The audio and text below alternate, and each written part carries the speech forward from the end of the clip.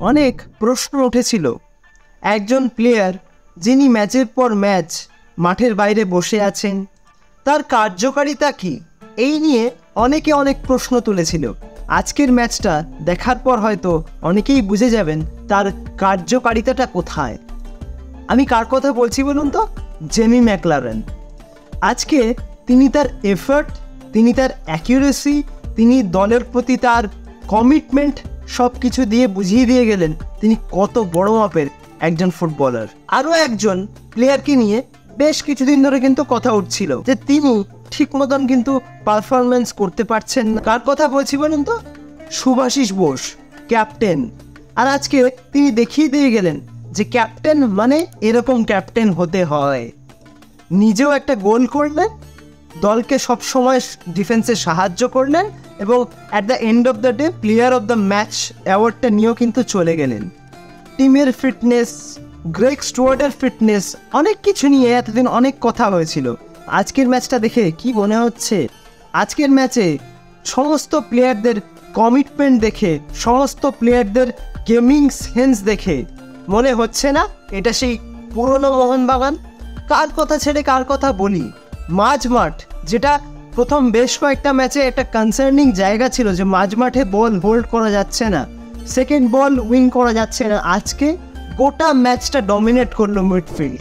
অনিরুদ্ধ থাপা, আপুইয়া এবং তার সঙ্গে গ্রেগ স্টুয়ার্ট যে কোন মাপের প্লেয়ার, তিনি যেদিন ফর্মে থাকেন বা তার ফর্ম যখন ফিরে আসে তিনি কোন মাপের প্লেয়ার হতে পারেন সেটা কিন্তু আজকের ম্যাচ দেখে আমরা বুঝে গেলাম।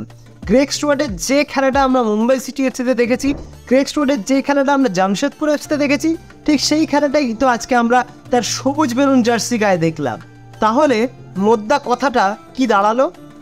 টিমের একটা right combination Jose Francisco Molina তিনি কিন্তু আজকে খুঁজে পেলেন, আর তার ফলে কি ফলাফল দাঁড়ালো সেটাও কিন্তু আমরা দেখতে পেলাম।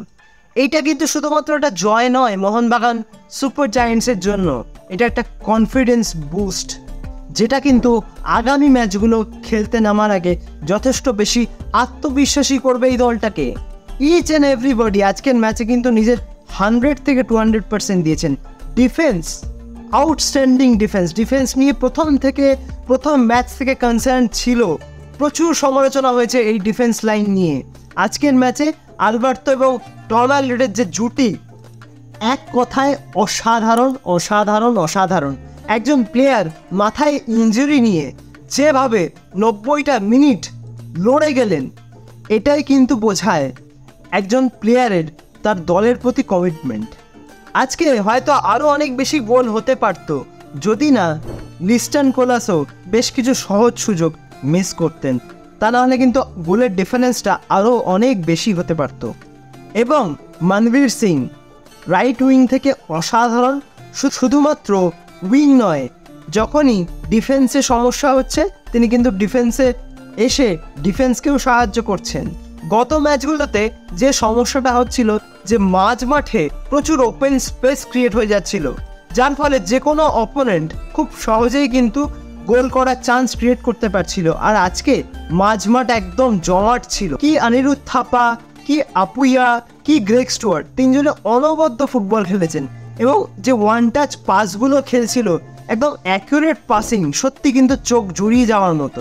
তবে মোহামেডান স্পোর্টিং ক্লাবও কিন্তু চেষ্টা করেছে ম্যাচে ফেরার, গোল করার, চান্স তৈরি করার, কিন্তু আজকের দিনটা হয়তো তাদের জন্য ছিল না।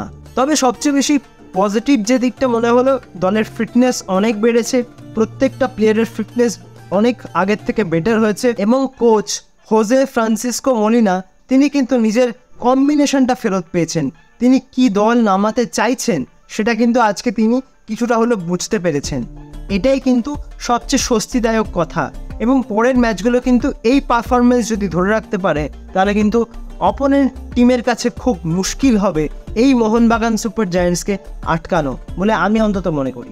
তার স্ট্র্যাটেজি, তার গেম প্লে, তার টিম সিলেকশন সব কিছু নিয়ে অনেক প্রশ্ন উঠেছে।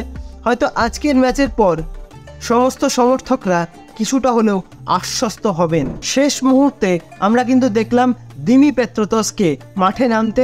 তিনি আজকে যদি গোল পেতেন, বা তাকে যদি আমরা আজকে নিজের পুরনো ছন্দে দেখতে পেতাম, আশা করা যাচ্ছে খুব শিগগিরই আমরা তাকে সেই তার পুরনো ছন্দের চেনা দিমির পেত্রাতসকে আমরা দেখতে পাবো। কিন্তু আজকে যদি তিনি গোল পেতেন তাহলে হয়তো এই ম্যাচটার মাধুর্যটা আরও কয়েক গুণ বেড়ে যেতে পারত। খুব ইম্পর্টেন্ট 3টে পয়েন্ট, ভীষণ ভীষণ ইম্পর্টেন্ট ছিল এই 3টে পয়েন্ট পাওয়া, যেটা পেয়েছে মোহনবাগান সুপার জায়ান্টস, এবং যার ফলে তাদের কিন্তু অ্যাজ এ টিম তারা কিন্তু যথেষ্ট ভালো জায়গায় থাকবে এবং পরবর্তী ম্যাচটা খেলতে নামার আগে যথেষ্ট কনফিডেন্ট থাকবে। এই কনফিডেন্সটাই কিন্তু দরকার ছিল। পরপর বেশ কয়েকটা ম্যাচে আশানুরূপ ফল না হওয়ায় কনফিডেন্সের কিন্তু একটা ল্যাগ আমরা দেখতে পেয়েছিলাম এই দলটার মধ্যে। তবে আজকে সেই পুরনো চেনা আক্রমণাত্মক মোহনবাগানকেই দেখলাম। এটাই কিন্তু অ্যাকচুয়াল মোহনবাগান। তো আজকের ম্যাচটা নিয়ে তোমাদের কি মতামত, তোমরা কি বলছো, প্রত্যেকটা প্লেয়ারকে নিয়ে তোমাদের কি মনে হয়েছে আজকে, সব কিছুই আমাকে প্লিজ কমেন্ট করে জানিও। আর ভিডিওটা ভালো লাগলে লাইক, কমেন্ট, শেয়ার এবং সাবস্ক্রাইবটা করতে কিন্তু একদম ভুলো না। সাবস্ক্রাইবটা করে দিয়ে পাশের বেল অপশনটা প্রেস করে অবশ্যই অল অপশনটা কিন্তু প্রেস করে রাখবে, যাতে সমস্ত রকম নতুন ভিডিও নোটিফিকেশান তোমরা সবার আগে পেয়ে যাও যখনই আমি কোনো নতুন ভিডিও পোস্ট করব। তো আজকের মতন ভিডিওটা তাহলে এখানেই শেষ করছি। দেখা হবে আবারও পরবর্তী ভিডিওতে, নতুন কোনো দিন, নতুন কোনো সময়। তোমরা সবাই সুস্থ থেকো, ভালো থেকো।